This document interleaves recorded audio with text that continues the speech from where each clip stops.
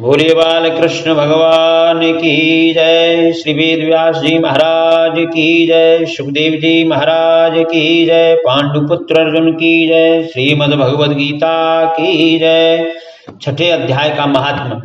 एक राजा ज्ञान श्रुति बड़ा धर्मज्ञ था। एक दिन नगर में हंस उड़ते उड़ते आ पहुंचे। उनमें से एक बैठते ही उतावला हो उड़ गया। तब नगर में पंडितों ने कहा, हे हंस, तू ऐसा उतावला हो क्यों उड़ा है? क्या तू राजा ज्ञान श्रुति से भी पहले स्वर्ग को जाना चाहता है? तब उन पक्षियों में जो सरदार था उसने कहा, इस राजा से भी बढ़कर एक रैयक मुनि श्रेष्ठ है। वह वैकुंठ का अधिकारी होगा। वैकुंठ लोक स्वर्ग से ऊंचा है। तब राजा ने मन में विचार किया कि मेरे से उसका पुण्य बड़ा होगा जिसकी यह स्तुति करते हैं। यह विचार करके राजा ने कहा कि चलकर उनके दर्शन करने चाहिए। राजा ने सारथी से रथ मंगवाकर उस पर बैठकर सर्वप्रथम बनारस श्री काशी जी में जाकर गंगा स्नान करके ब्राह्मणों को दान दिया और शिव जी महाराज के दर्शन किए। फिर लोगों से पूछा, यहाँ कोई रैयक मुनि रहते हैं? लोगों ने कहा, नहीं। फिर राजा उत्तर दिशा को जाकर बद्रिका आश्रम पहुंचा। वहां से आगे राजा का रथ चले नहीं। तब राजा ने कहा, मैंने संपूर्ण पृथ्वी की परिक्रमा की है, परंतु किसी स्थान पर रथ अटका नहीं। फिर यहाँ कोई ऐसा पुण्यात्मा रहा है जिसके तेज से मेरा रथ नहीं चलता।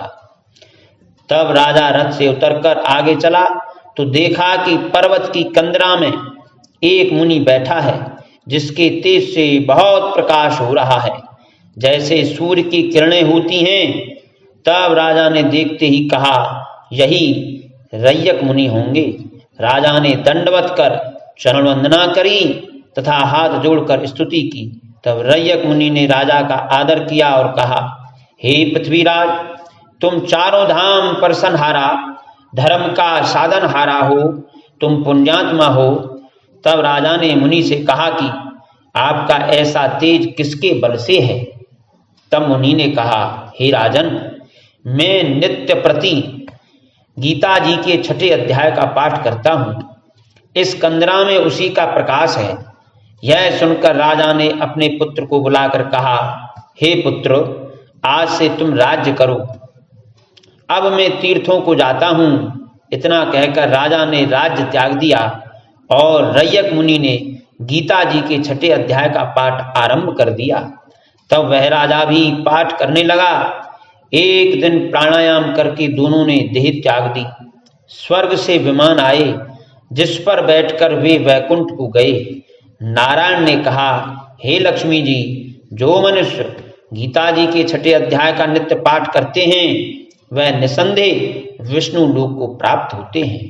बोलो बाल कृष्ण भगवान की जय। श्री वेद व्यास जी महाराज की जय।